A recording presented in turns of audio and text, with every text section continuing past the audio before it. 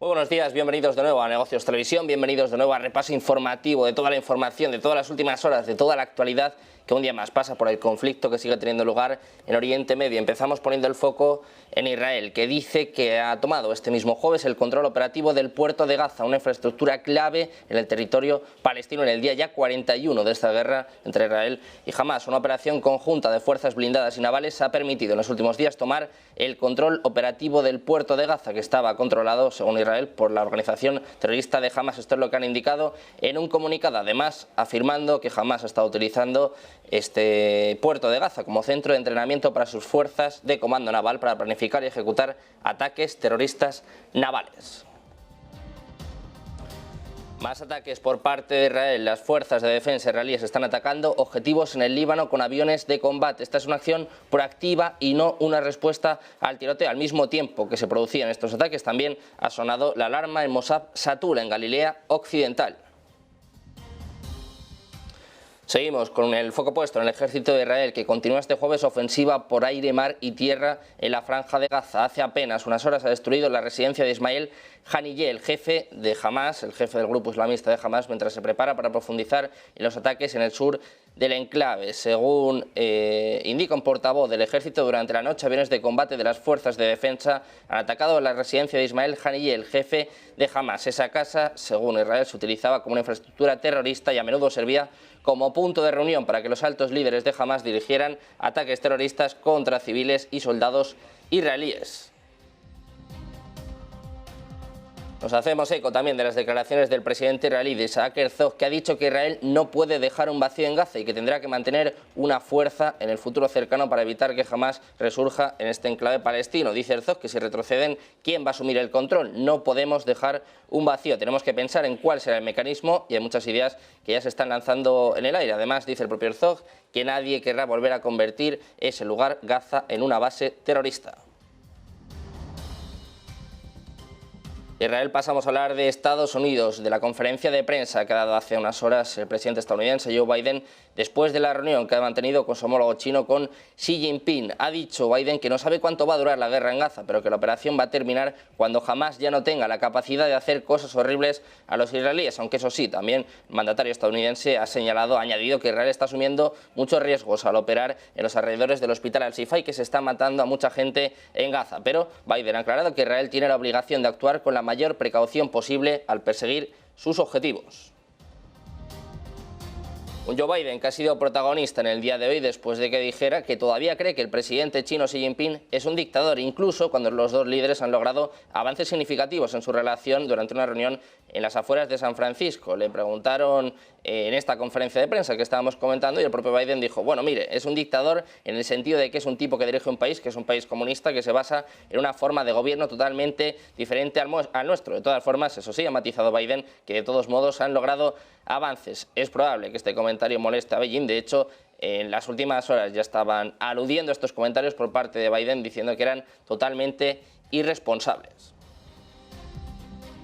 De Estados Unidos pasamos a Irán. El ministro de Relaciones Exteriores iraní, Hossein Amir Abdollahian, ha negado que su país haya sido responsable de un ataque con aviones no tripulados en el Mar Rojo que parecía tener como objetivo un destructor de misiles estadounidenses. El dron, que provenía de Yemen, fue derribado en la madrugada del miércoles por el US Thomas Hadner cuando se dirigía en dirección al barco, según comunicado emitido por el Pentágono. El propio Abdollahian ha dicho que realmente no quieren que esta crisis se expanda, pero dice que Estados Unidos ha intensificado la guerra en Gaza al brindar su apoyo a Israel y que Yemen está tomando sus propias decisiones y que actúa de forma independiente. En este comunicado que les estábamos comentando, el Pentágono no ha dicho quién cree que disparó este dron, pero el incidente se produce precisamente un par de días después de que militantes hutíes respaldados por Irán en Yemen a principios de esta semana prometieran atacar barcos en el Mar Rojo. Y de Estados Unidos pasamos a Alemania. La ministra del Interior alemana, Nancy Faeser, ha anunciado que la policía ha lanzado una extensa operación contra organizaciones sospechosas de tener vínculos con Hezbollah. En el marco de la operación, la policía ha allanado edificios en 7 estados federados alemanes. Según Faeser, las redadas policiales se dirigieron contra el Centro Islámico de Hamburgo y otras 5 organizaciones. Dice que en un momento en el que muchos judíos se sienten especialmente amenazados, Alemania no va a tolerar ni la propaganda islámica ni la incitación antisemita hostil a Israel. Y de Alemania vamos hacia Japón. Un automóvil ha chocado contra una barricada cerca de la embajada de Israel en Tokio este mismo jueves. Un hombre de unos 50 años ha sido arrestado en el acto. Un policía resultó herido, según informa la emisora Fuji Televisión. Las imágenes de la emisora pública mostraron un automóvil compacto negro con daños en los faros delanteros y en el panel, donde parecía haber chocado contra la barrera al costado de la calle. La carretera cercana estaba sembrada de piezas rotas del coche que se había desprendido. La matrícula del coche era de Tama, al oeste de Tokio, según empiezan a mostrar las primeras imágenes. De Japón pasamos a Reino Unido. El nuevo ministro de Exteriores británico, David Cameron, ha viajado este jueves a Kiev y se ha reunido con el presidente ucraniano, con Volodymyr Zelensky, en la primera visita del primer ministro británico como jefe de la diplomacia británica. Así lo ha anunciado este jueves en su cuenta de Telegram el presidente ucraniano, que ha explicado que ha hablado con Cameron para el armamento del frente y además para reforzar las defensas antiaéreas ucranianas y proteger de esta forma a la población y las infraestructuras críticas. Precisamente hablamos de Ucrania, que dice que Rusia concentra en la península ucraniana del Mar Negro de Crimea más de 800 misiles que planea utilizar para atacar el sistema energético ucraniano este invierno. Esto es lo que ha declarado hoy la jefa de prensa del mando sur ucraniano, Natalia Gumeniuk, en una intervención televisiva. Dice que hablan en total de más de 800 misiles preparados para ser usados por el enemigo en la etapa del terror energético. Citan una información de la inteligencia militar ucraniana.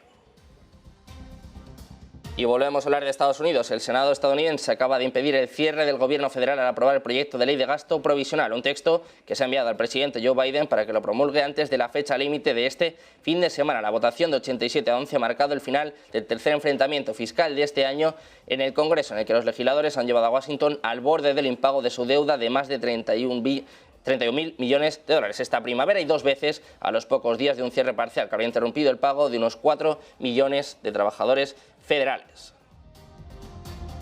Estados Unidos, pasamos a hablar de Japón. Las exportaciones japonesas han crecido por segundo mes consecutivo en octubre, pero a un ritmo mucho más lento debido a la caída de los envíos de chips y acero con destino a China, mientras el debilitamiento de la demanda externa pasa factura a la economía dependiente del comercio. Las exportaciones aumentaron un 1,6% en octubre con respecto al año anterior, según ha mostrado los datos de este jueves del Ministerio de Finanzas, más rápido que el aumento del 1,2% esperado por los economistas, pero más lento que el aumento del 4,3% en septiembre. Y terminamos con noticias de empresa. La Administración Federal de Aviación de los Estados Unidos ha otorgado a SpaceX, la compañía dirigida por Elon Musk, una licencia para lanzar el segundo vuelo de prueba de su Starship de próxima generación y su cohete de carga pesada desde el estado de Texas. SpaceX dijo que tenía como objetivo un lanzamiento el viernes, ya que se abriría una ventana de 2 horas para el despegue a las 7 hora local. Las autoridades han determinado que SpaceX ha cumplido con todos los requisitos. La luz verde regulatoria para que SpaceX lleve a cabo este lanzamiento llega 7 meses después de que la compañía intentara por primera vez enviar su cohete gigante Starship al espacio en una misión que terminó 4 minutos después del despegue en una explosión en pleno vuelo. Aquí el repaso de todas las últimas horas, de toda la actualidad. Quédense porque enseguida volvemos, seguimos con el mejor análisis, todas las entrevistas, toda la actualidad aquí en Negocios Televisión.